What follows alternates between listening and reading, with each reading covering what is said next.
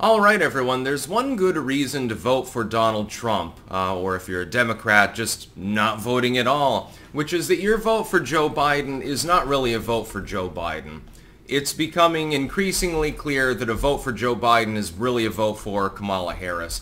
If he is reelected, even liberal commentators are admitting at this point, there's no possibility that he serves out a second term. It's just physically impossible. It's not that Joe Biden at one point wasn't a coherent and sophisticated guy.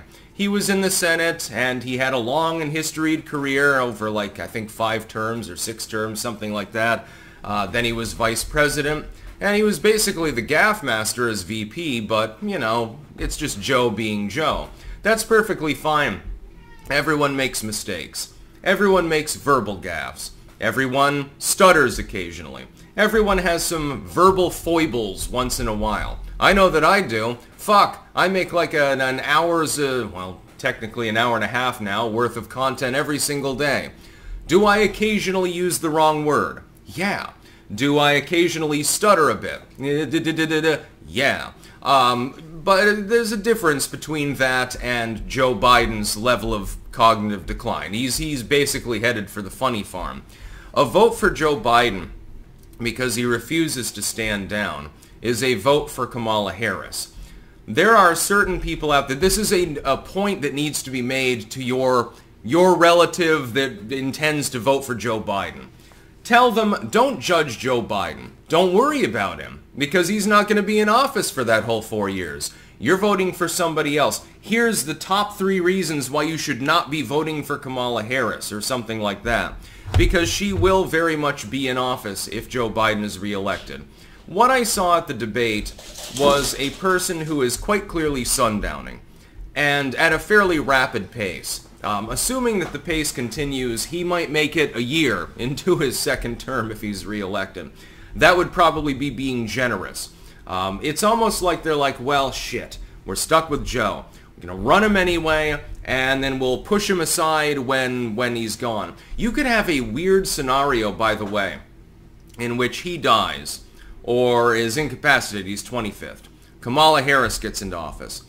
Maybe she gets forced aside by the Uniparty because I don't really think that they like her.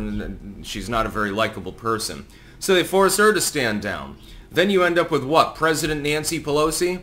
And then she croaks too, and you end up with a 4th president in the course of 3 years or something like that? You could have a scenario like this. It's actually believable. It's actually plausible.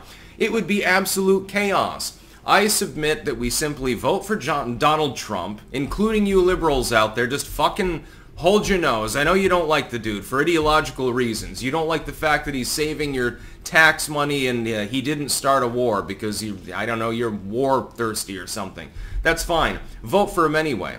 We do have to see who his running mate is, though. Because, of course, he's in his late 70s. So his running mate definitely matters more than usual. The same was true of Joe Biden.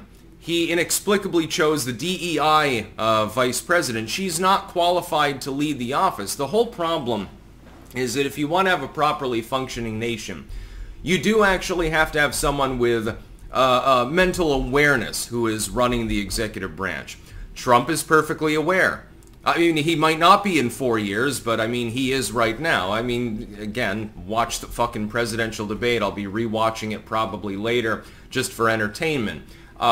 Because it's so completely nuts. It's completely off the chain. It's nothing like we've ever seen in modern politics. Kamala would take over.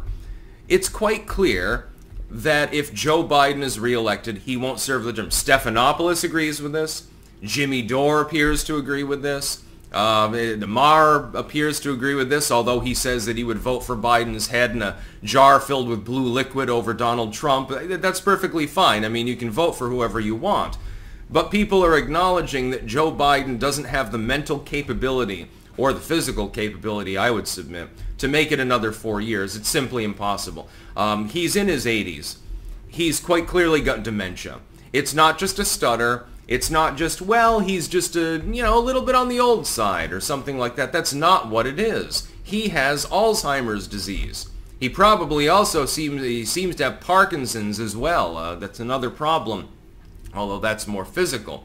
There were numerous visits to the White House by a neurologist who specializes in Parkinson's disease some time ago. So I would offer that might actually be meaningful. But it's a conspiracy theory if you talk about it, so we won't mention anything more about Crazy Joe on that level.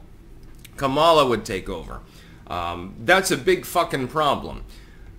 Can I trust Kamala Harris to do diplomacy when she laughs about dead children on a regular basis? No, I don't think so. I don't think that's a good idea. Can I trust her on the border? Well, she's literally the border czar. She's visited it exactly once for a photo op. Okay, so I can't trust her on the border. Can I trust her on economics? I don't know that she can add 2 plus 2. These days, by the way, it equals 5. That's, the woke people told me that. So I can't trust her on the economy. What leadership skills does she actually possess? There are none. So, I mean, maybe you like Joe Biden. You think, okay, he's just a little bit befuddled. He's just an older dude. Okay, he's sundowning. He's getting up towards that age where even on the actuary tables, when you fix for infant mortality and stuff, you're not expected to live necessarily that many more years. He's getting up there. He'd be, 86 when he leaves office or some insane number like that. He's not going to make it. He's shriveling before your eyes. He's withering away like a mummy. And there are still people that intend to vote for this dude. I don't fucking understand it. Even if I liked his policies, like let's say I was a Democrat partisan, I'd say, okay, maybe his policies aren't the ones I should be looking at. Maybe I should be looking at what Kamala is saying.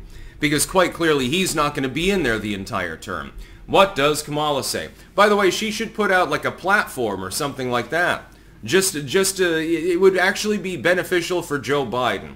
If Kamala Harris were to come out and say, if I were president, wink, wink, nudge, nudge, this is what I would do. Because that's basically what people would be voting for. At least in the intermediate term, after a year, maybe we'll be generous. We'll give him the first half of his second term. No, I'm going to be voting for Donald Trump, and I would strongly, strongly encourage anyone who's on the fence about going to vote, just fucking vote for Trump. Can we please avoid this? We're going to end up in a situation where a dementia patient dies in office, leaving us humiliated as a nation. The nation is in mourning. And then we have the unelected first female president, who is completely and uniquely disqualified from that office because she doesn't even know what the hell she's doing. She can't utter a coherent sentence. She laughs about dead kids and stuff like that. While this may be funny on paper, we're talking about the people that are making policy for the entire nation. Hundreds of millions of them. Some of you have kids. How can you possibly think of voting for Joe Biden knowing that the person that will inevitably become the unelected first female president would laugh if your child was blown away? She'd find it funny. I just don't understand it. I don't understand Biden voters at all at this point. That's about all. Peace out.